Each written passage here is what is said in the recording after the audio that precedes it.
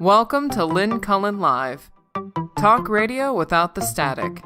Email your questions and comments to lynncullenshow@gmail.com. And now your host, Lynn Cullen. Okay, here's the thing. I can't. I cannot go on depressing the hell out of you, me, and everybody else. I just can't. On the other hand, I'm not quite sure what I can do. I'll tell you one thing I'm going to do. After haranguing you guys self-righteously, talking about, stand and fight, no time for, turning away, resistance, do everything you can do, blah, blah, blah, blah, blah. I got to take a mental health day. It's not today, but I'm not going to do a show tomorrow. I'm just going to stay in bed with the covers over my head as long as the dog will let me. Okay? I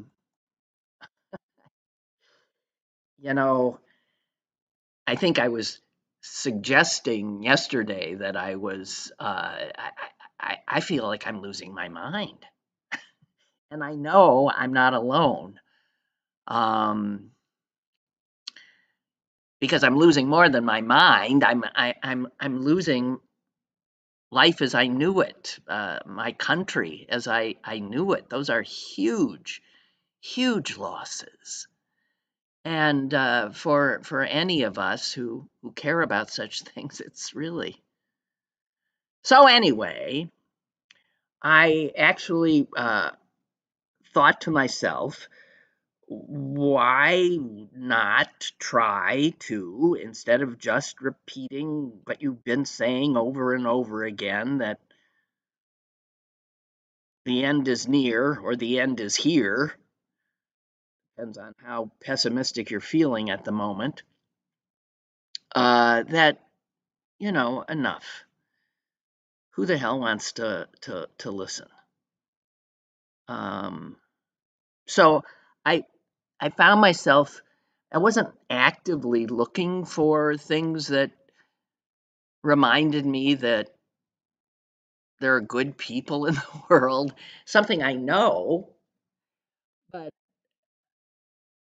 I think the sources that I go to for my news just don't give me a lot of happy stuff. And I certainly can understand why these days. But on the other hand, it makes me think that if I were running the news, I would realize that my consumers, my readers, my watchers, whatever, would be extremely grateful if I would give them reminders of good people. I had read a post. I can't remember if I told you this. That's part of being an old person. I had read a post somewhere that really stuck with me, and I've been trying to take it to heart and to do it myself. And it was a woman who said that, to counter all of the negativity, all of the ugliness, the nastiness, the cruelty, the brutality, the god-awful stuff going on, the lack of civility we see all over the place, the selfishness, that she decided that in any way that she could, in as much as she was being mindful, there's the word, being mindful about it, that she would try to spread good stuff. A smile, a kind word, a kind gesture, an action. And it really spoke to me because, we go through our lives, even if you aren't getting a lot of interaction with a lot of people. There are so many ways that we can just all be nicer to each other, and I think that's such a good idea now, that whenever the opportunity arises. And she said that she found herself, like engaging a stranger she might be standing next to in a line, by simply saying something nice to the person, like, I really like your whatever. Um, you know, what a beautiful whatever. And just a simple act like that uh, gives somebody a moment's joy, gift. It's a gift.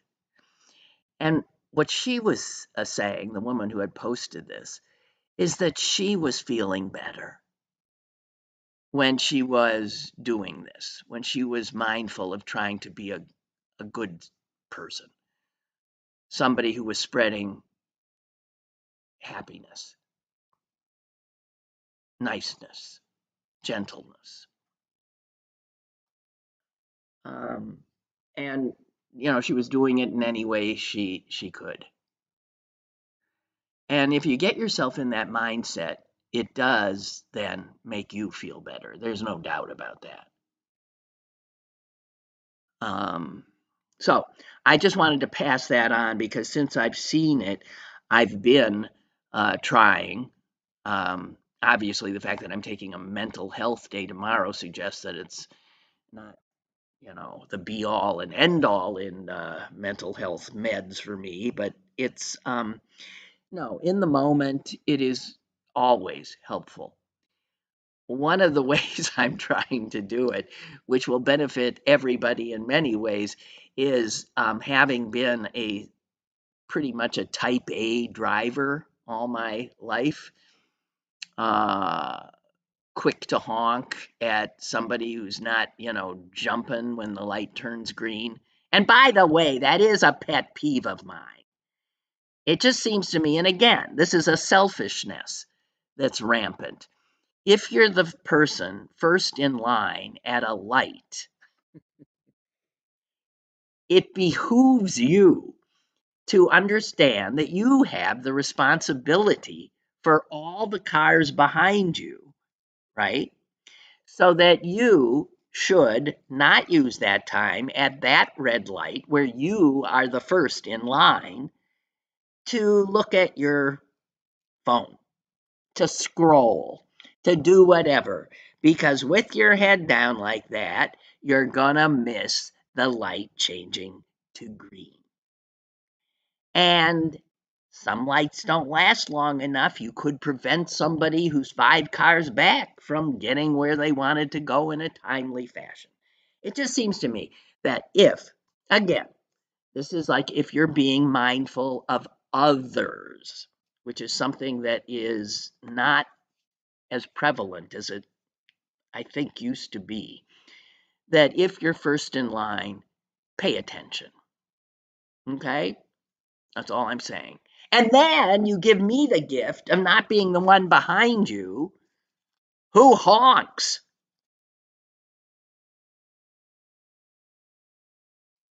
So, just saying.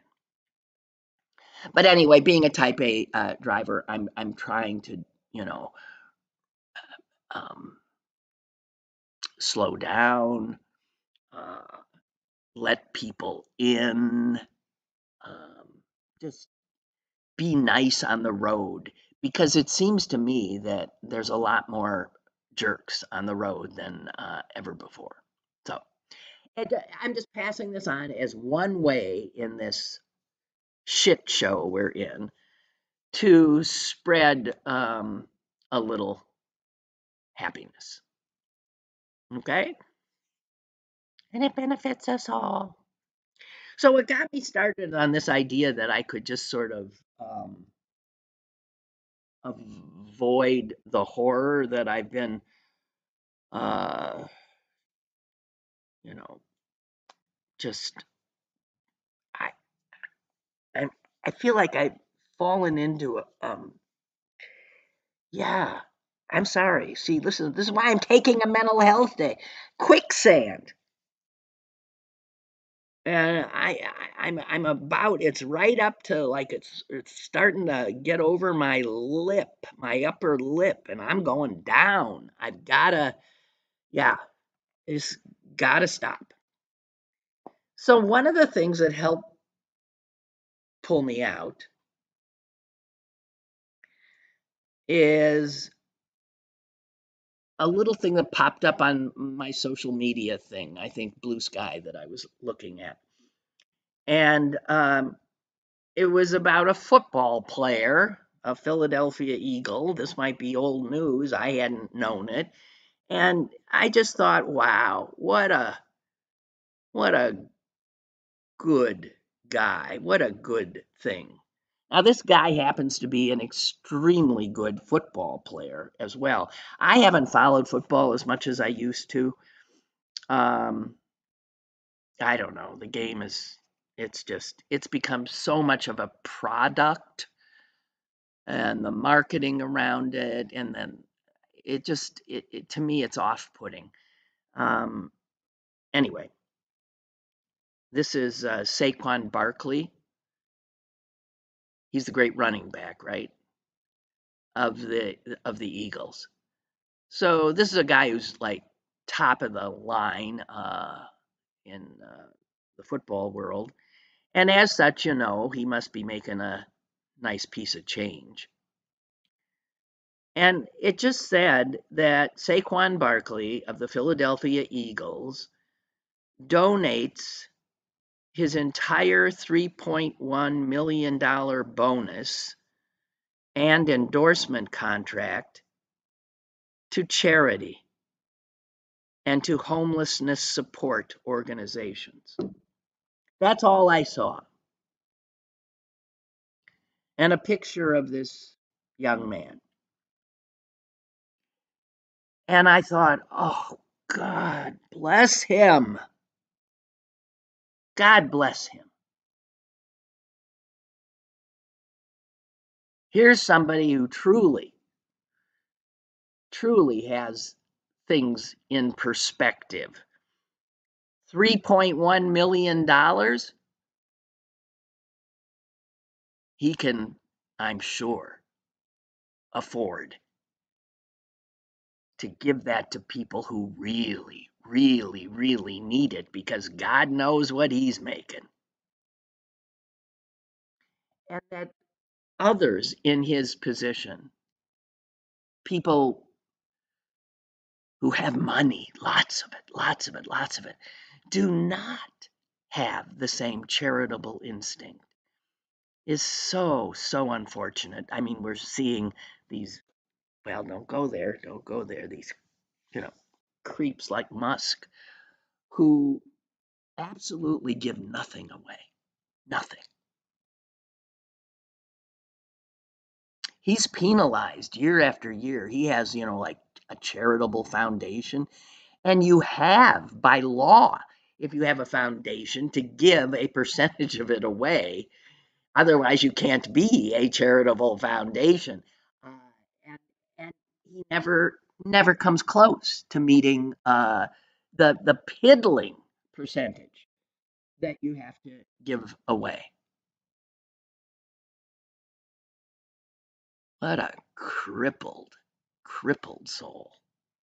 But Saquon Barkley, what a beautiful soul. And I just want to say that's what started me, this beautiful young man, making me think that I had to share any positive stuff that came my way with you. It's the least I could do, which is why I'm heading immediately to the obituaries. That is right. I have been remiss in sharing dead people with you. It is a source of endless joy and laughter for me. And thank God, as if on cue, a butte showed up today in the New York Times. for a guy who lived a nice long life, died at the age of 95, Joseph Boskin. And, I don't know that he would have normally gotten an obit in the New York Times, especially this is a big one, it's half a page. If he hadn't just for one moment in his long life did something on a sort of whim that then defined the rest of his existence. And it shows how our lives can take such, uh, I don't know, huge turns in seemingly meaningless little ways in the present. That was not well said. Joseph Boskin, he was a professor at Boston University and a professor of history, and specifically, what a nice little niche he carved out, because history is a big subject. His subject was the history of humor. God bless him. So this is a guy who appreciated humor, who loved to laugh. And one day, late March 1983, he's sitting in his office at BU, and someone from the PR department of the university calls up and says, "Hey, Professor, do you by any chance know anything about the origin of April Fool's Day?" Because obviously this PR person had an idea of writing a little bit. And she thought, well, we got a professor here who just might know. And the fact is that person who called up stumped him because in reality he did not.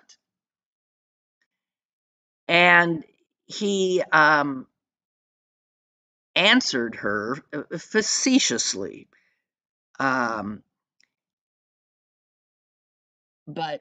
she didn't understand that he was being facetious.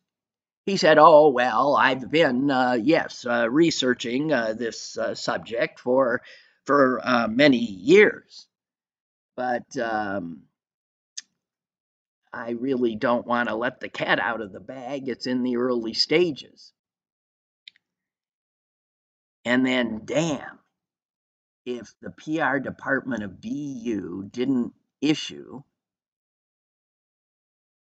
a press release touting him as an authority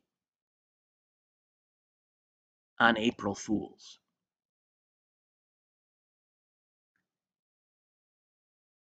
Well, one thing led to another.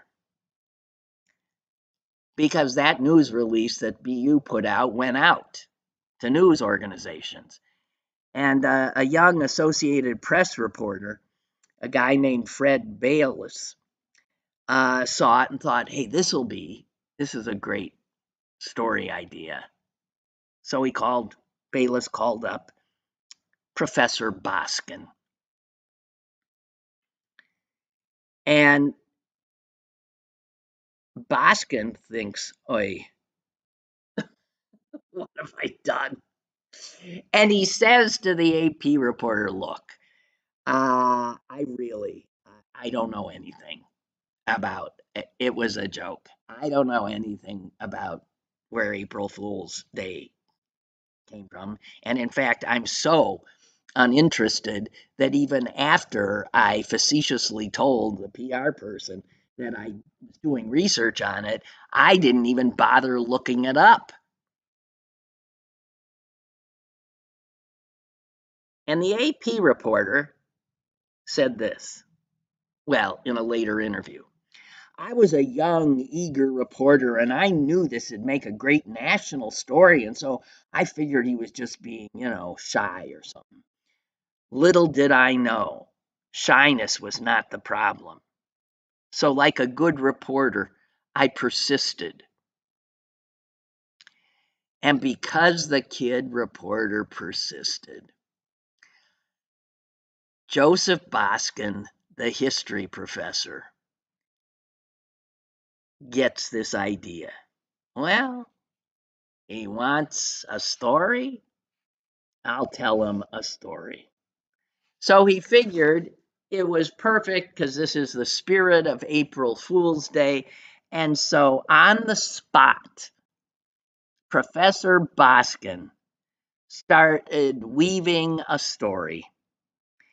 And here's what he said. Well, not all of it, but he said, well, you see, it was in the time of the Roman Emperor Constantine. A group of his court jesters had convinced him that they thought they could run the empire better than he could. And Constantine, well, having chosen these jesters, was amused by this idea of theirs. And so he said, okay, let's prove the point. And I will appoint one of you as king for the day.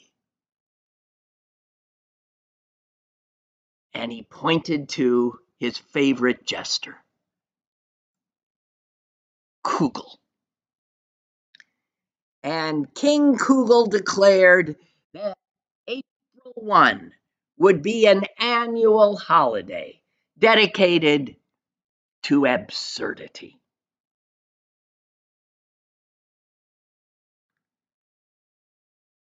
Bosin is still thinking that this is such an absurd thing that the AP reporter would say, come on, and Kugel? And Bosin said, and then he asked me to spell Kugel.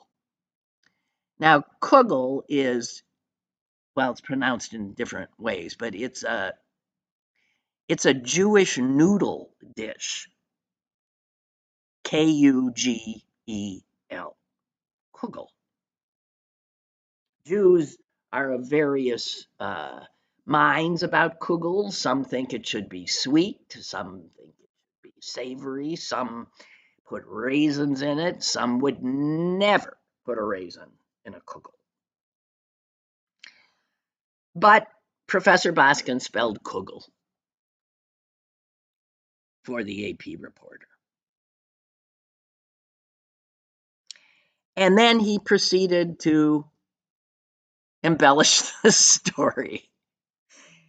And he said, you know, in a way, it was actually a very serious holiday because in those times, fools were really the wise men. It was the role of the jester to put things in perspective with humor. Now, that's true. Now, that's the history professor talking.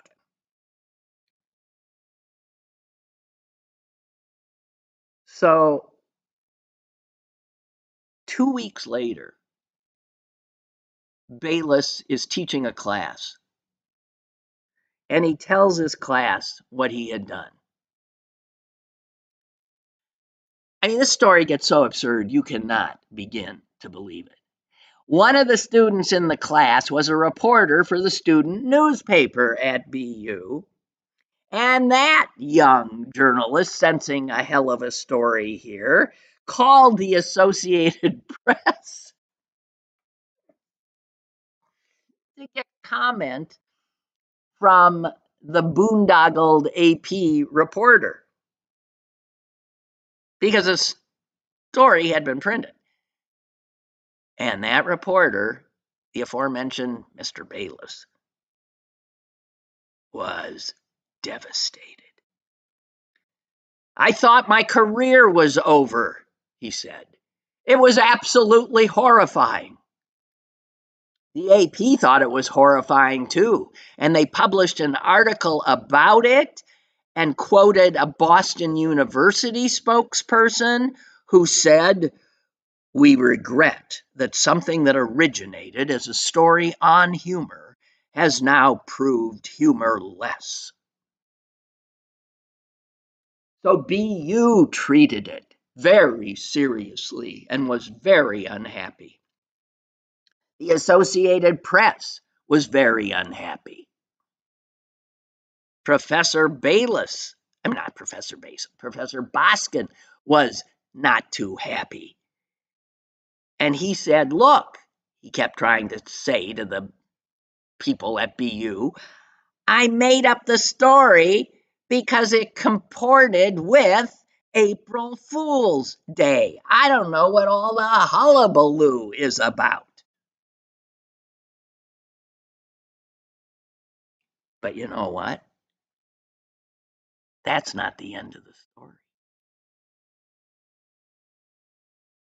So after the Associated Press printed a retraction debunking the April Fool's prank, Professor Boskin understandably thought the story would be done and he could move on with his life and this would fade into history.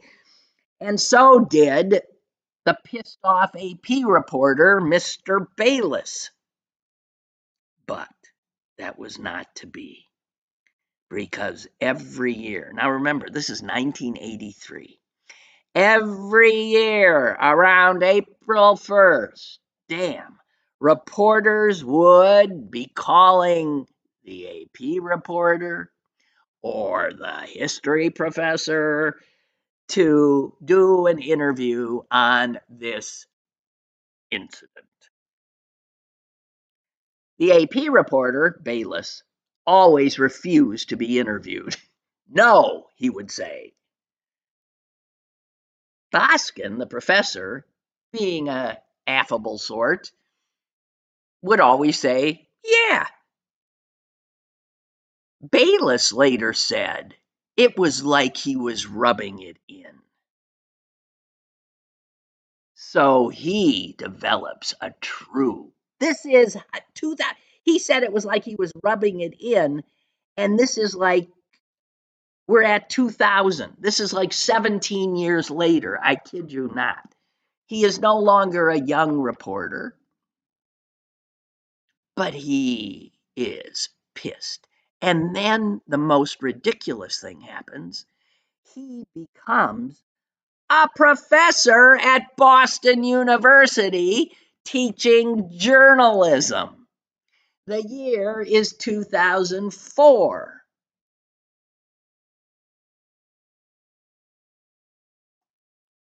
They don't agree on who reached out to whom, but they did agree to have lunch at the university club. And before they met, Bayless, the reporter, went to a supermarket to buy a pie because he was going to stick that pie in Boskin's face. And he figured, hey, he's big into humor.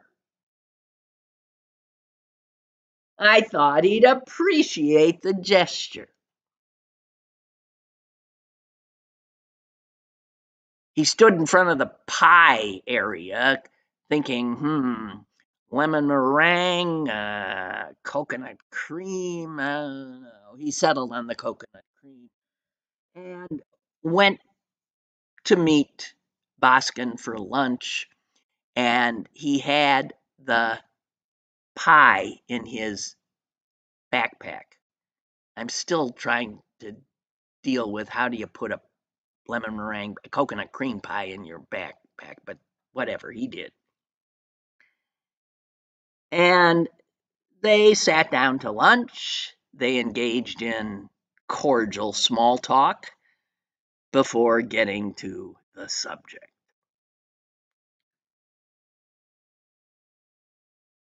And Bayless, the reporter, tells Boskin, you know, I really felt betrayed by you.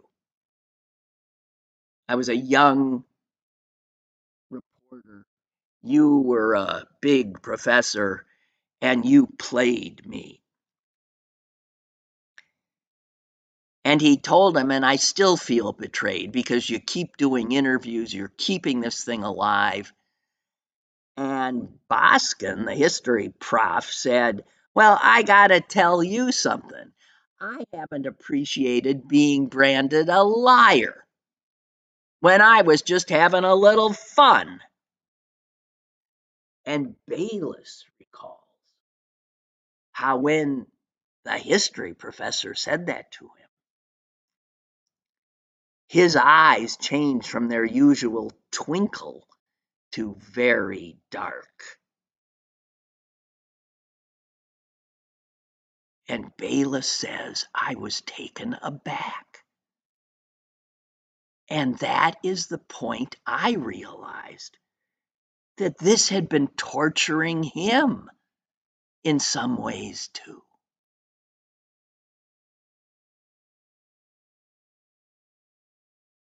And so he left the pie in his backpack, took it back to the journalism school office, and they ate it there.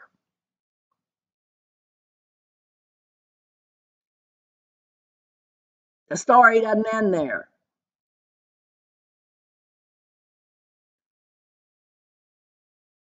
Bayless's daughter became a reporter.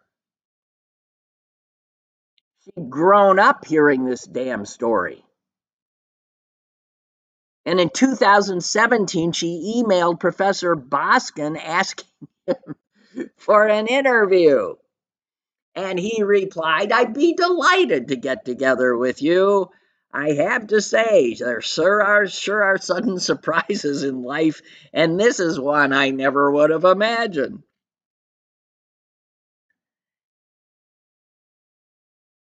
She shows up,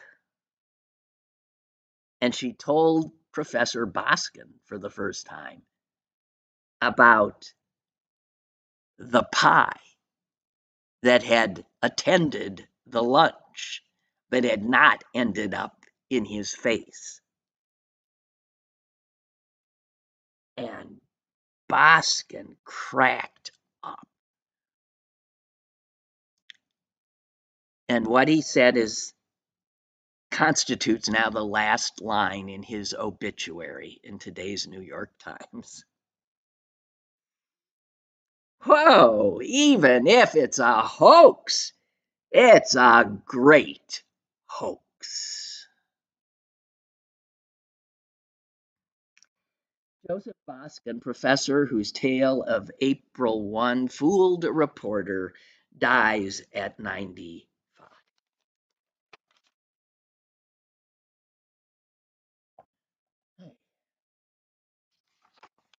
Well, that's better than talking about the sons of bitches, isn't it? Yeah. And by the way, Professor Boskin he sort of looks like a cross between Larry David and Winkler. It is, as a Jew would say, a Yiddish apunim. It's a Jewish face, and he's laughing in his picture, in his obit, which, we should all be so lucky. There is an obituary under it, and I don't know this guy, and it's sort of a sad one because he's young. He was too young. Well, young, as far as I think of as young. He's 54, and it and he killed himself, so that's not a happy thing. But since I do take comfort in obituaries, I read this one as well. And lo and behold, even though it was the suicide of a relatively young man who was an actor, his name is Nicky Katt, Katt, known for his roles in Dazed and Confused and Boston Public. Don't ask me, I don't recognize him. Nice looking guy. Um, I will share with you the last paragraph because it ends up happily with something funny. Talking to the Los Angeles Times, Mr. Katz said that he found most actors to be either desperate or frustrated. To cope with the vagaries of the profession, Mr. Katz amassed a wide repertoire of quotes and anecdotes from celebrated figures of the past. For instance, one piece of advice: "You should never name drop," he said. De Niro told me that.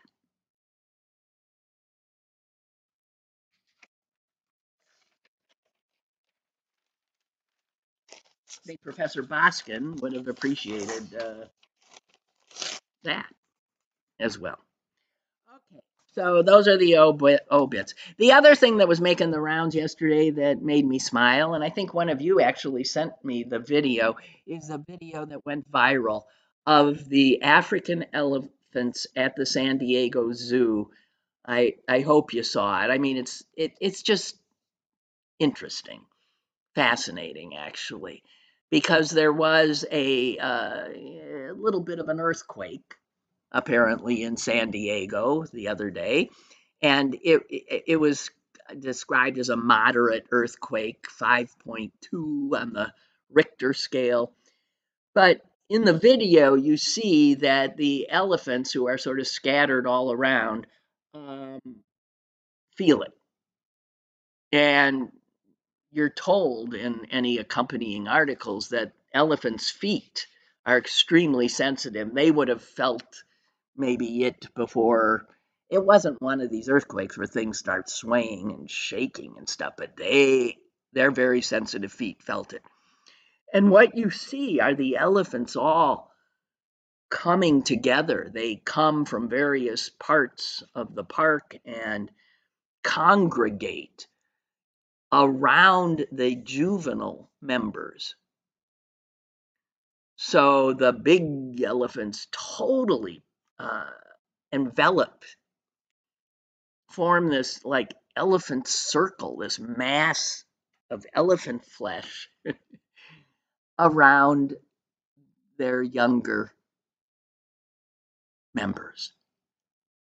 And there's just something so wonderful about it that, nature, elephants, these marvelous, marvelous animals with such strong ties to each other and familial ties would immediately,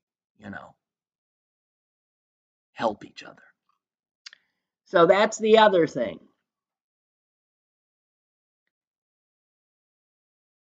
Saquon Barkley gives away millions to homeless people and charities.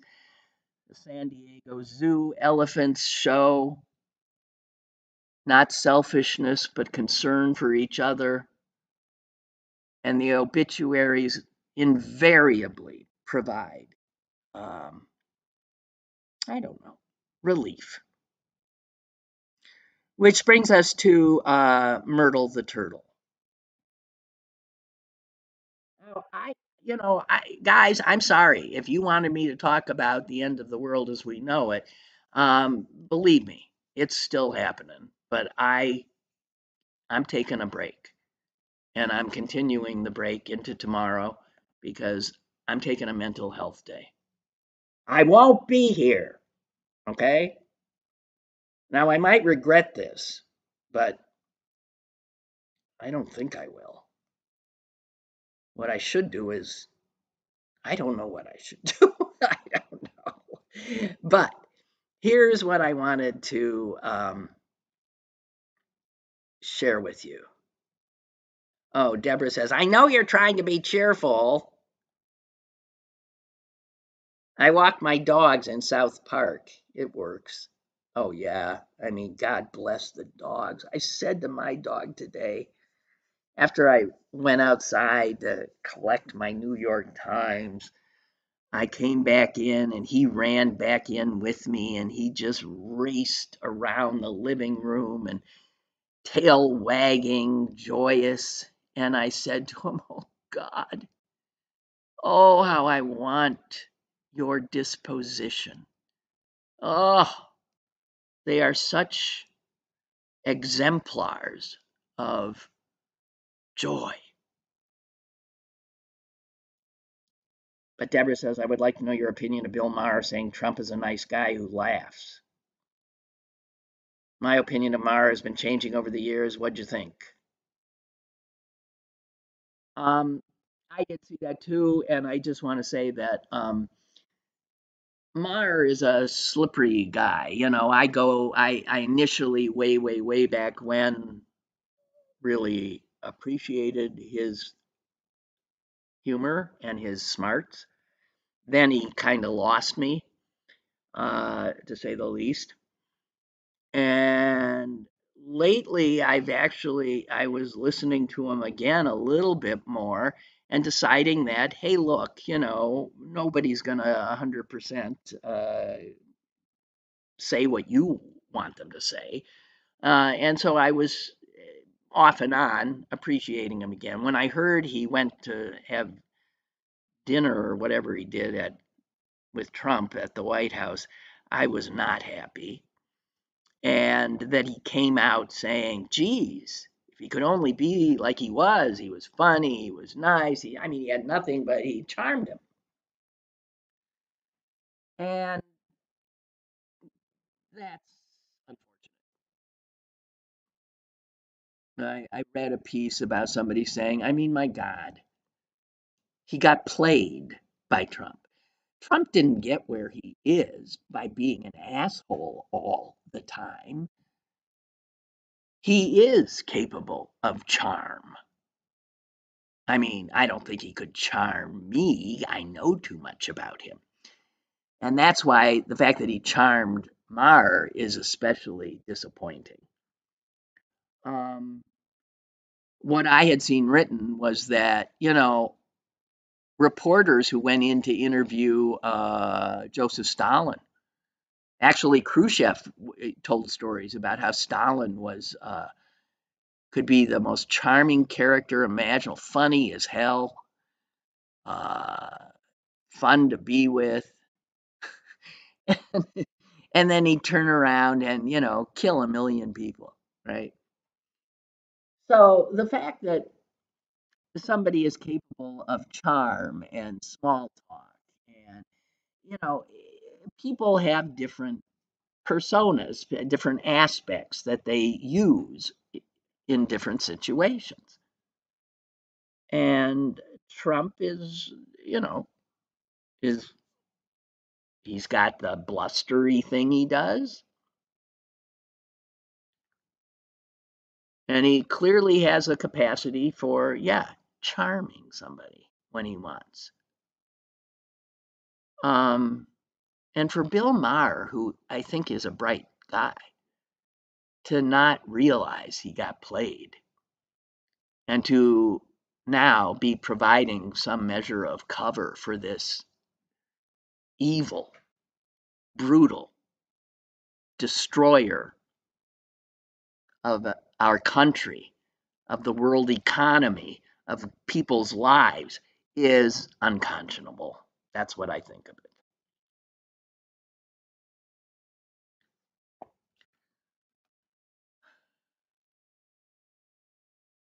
All right. Myrtle the turtle, ladies and gentlemen. This is the kind of story now I ain't reading the one about the end of the American epoch. I'm reading Pet Turtle Found Alive Weeks After Tornado. Oh my gosh, that's Myrtle. That's the headline. I see a headline like that. Oh my gosh, that's Myrtle. I'm diving in. And the story did not disappoint. In fact, Myrtle did not disappoint. Man, she's big. She's a big tortoise. I don't know from tortoises. She's 8 years old, and normally, if you were to walk up to her, I learned her head would, disappear right under her shell. And but when her owner um, Tiffany Emanuel picks her up. Her head comes popping out. It goes as far out as it can because Tiffany scratches under her chin and she really loves it. So, around Tiffany, this is one happy turtle. But the story goes that a tornado was clearly bearing down on Tiffany's house. Tiffany and her fiance and their kids took off, which doesn't seem to me what you're supposed to do, but anyway, they're all around to tell the story. They jumped in the car and drove away from where they understood the tornado's path was. And when they returned, they were very grateful to see that their dogs, their cats, 5 dogs, 4 cats, 2 goats, the pigs and chickens were all alive and their house was intact. The only thing missing was Myrtle. A 20-pounder, not small, an African spurred tortoise. And by the way, Myrtle is a guy. And Tiffany knew he was a guy when she named him Myrtle because she just had to name him Myrtle the turtle. So, and he doesn't mind. Anyway, to make a long story short, Myrtle, they looked everywhere. Everywhere. The Myrtle's house was destroyed. He had a little place, and a tree did fall on it. So, but he wasn't there. So they figured he was dead and gone, and then lo and behold, Tiffany, that is, was stopped at a local store, and the woman at the counter said, "I know you have lots of animals. Are you missing a tortoise?" And damn, she showed her a picture of Myrtle, and that's where we get the headline quote. Tiffany exclaimed, "Oh my gosh, that's Myrtle!" And it turns out a woman had found Myrtle on the side of the road over a mile from her home. And people think she must have been sort of picked up by the winds or the tornado and dropped because she was injured. Her shell was cracked, and she had other other injuries. But Myrtle was brought to a shelter kind of place that fixed him up, and lo and behold, Myrtle's back home. Just want to say, and there you go. Says here that finding stray pet turtles is more common than you might think. Because they're escape artists, they don't stay anywhere they don't want to be. But Myrtle did want to be back home. And he's under care, going to local vets now, and everything's good. I know to a lot of people it's just a turtle, Tiffany said, but to me, he's my best friend. There you have it. Myrtle the turtle. This story, by the way, comes from somewhere in Mississippi. It was what was the I forget. I don't know. Never. Okay, so there's that. Oh man. See, I'm gonna make it. And here's the thing: I did not intend to do a show with just like good news today because I've tried to do that in the last weeks and have never been able to find anything. And somehow it's as if the gods knew that I really needed a respite. And if you did not, well, I'm sorry. You know where you can get all the crap that I'm usually throwing at you. You want me to give you a little of the crap, and then I'll turn to the because this was really, I thought, well put. Uh, this uh yeah, JVL in the Bulwark. This guy's good. What's his name? JVL something last. The L is his name is Last, and I'm blanking on the J and the B. But I think he's been getting things exactly right. So I'm just going to share this with you, and then we're going to one last feel good story that involves not an obituary, but a guy who's going to be in the obituaries in probably a year. So it involves a dying man. You'd be surprised where you can get the good stories these days, the happy stories. Anyway, Last says, so, do you believe that anyone from America, since Trump's now saying that he's going to put homegrowns, that'd be us. I mean, most of us. I don't know about you. I was born in this country. That's a homegrown. Trump's saying he's going to be putting homegrowns into this El Salvadoran hellhole called CCOT. And Jonathan Last says, do you believe that anyone from America who goes into CCOT's ever going to come out? I don't. Because this is not incarceration. It's liquidation. Incarceration is a penal act. It is controlled by laws. These are well understood mechanisms governing the length of, there are well understood mechanisms governing the length of terms, applications for parole, processes for release. It is a rules-based thing, incarceration. Liquidation is not. Liquidation is a political act. It is a criminal act. It is a crime against humanity act. It is arbitrary, opaque, and unappealable.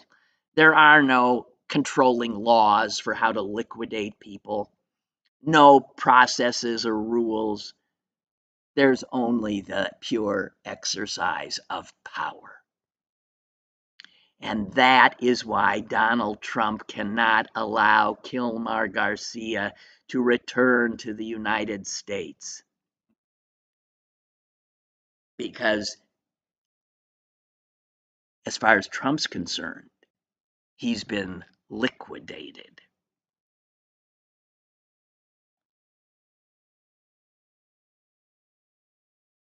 And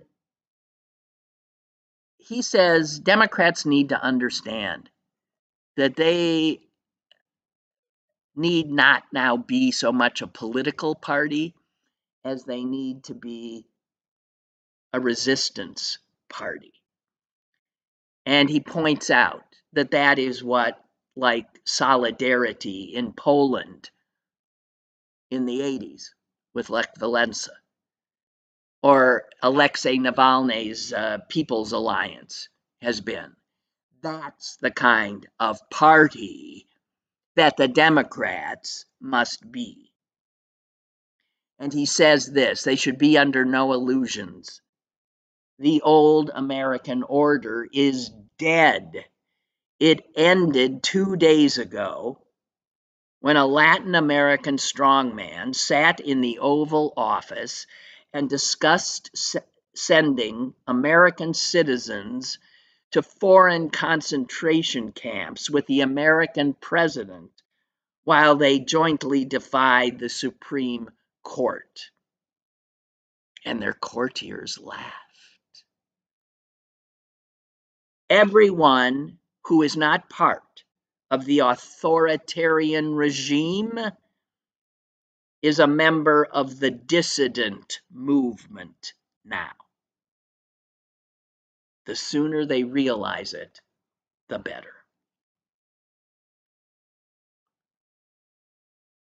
And I think he nails it. So the other story, the last story I have, is a story of a man. I believe he's from Texas, who has been given, the diagnosis no one wants to hear. He has terminal cancer. He was told he could stay alive maybe for 2 years with chemo and all the other stuff, and he's been fighting this cancer for a long time, and he just said screw it, because he was told he could live maybe a year and a half without the chemo. And he thought, that gives me enough time. His name, by the way, is Doug Rutch. He lived in San Antonio. And he thought, okay, I got a year. It gives that kind of thing, makes you think, right? And he said it made him think about his biggest regret, which was he had been too focused on himself all his life, not giving enough to others. And so he thought, well, if I got 12 little more months to live, I'm going to help people. I'm going to try to balance the scales a little bit. And there are pictures, he's 55 years old. There are pictures of this guy in this story doing his volunteer work, which he's doing all over the country. And he looks so happy. And it brings us back to the story I started with about the woman who said she's trying to just be good to people, be nice to a stranger, smile at somebody, do whatever you can to make someone's day, and how happy it was making her. And here's a guy, if you saw any of the pictures of him, you would not think this is a dying man. This is a man living a good life, and he's happy. And the story is he went out of his way to plot a campaign where he's trying to get to every state in the union to do volunteer work, which seems a little, to me, I'm judgmental, silly, since I'm sure there's enough people to help in San Antonio. But instead, he sold everything, put everything he kept in a car, and he's driving around doing this thing. And in some ways, because he's made himself now into a story, he's able to, in every stop he does, get some attention and maybe make a few other people think, without having a terminal cancer diagnosis, about their lives and whether, in fact, they feel they've lived them well. The fact is, he had not volunteered much before, and he's doing mostly, food pantries and places that serve homeless people. He's ended up on social media raising money. He's raised quite a bit. And I don't know, he's driven more than 4,000 miles. His cancer causes him trouble. He has to stop a lot, and he's in a lot of pain. The cancer spread into his bone in his leg. But he's taken his time, and he's taking scenic routes and living his life. But he says when he wakes up so happy on days he volunteers and feels as if he were shot out of a cannon. So that's it. He said, I need to finish this. If I can inspire hundreds or thousands of people to volunteer, even if it's 3 or 4 hours a month, then I can die happy. So, just spreading his wish, helping him die happy. Yeah. Okay, guys, that's it for me. I am taking a break. I'll talk to you again on Monday, and I'm gonna hope to, keep my eye on what I have to and what we have to on our defiance and our resistance and our fight, but also keep an eye on each other. Okay, that's what I'm gonna try. I wish you all the best, and I'll be back Monday. Lynn Cullen Live, Monday through Thursday from 10 a.m. to 11 a.m. and archived at pghcitypaper.com.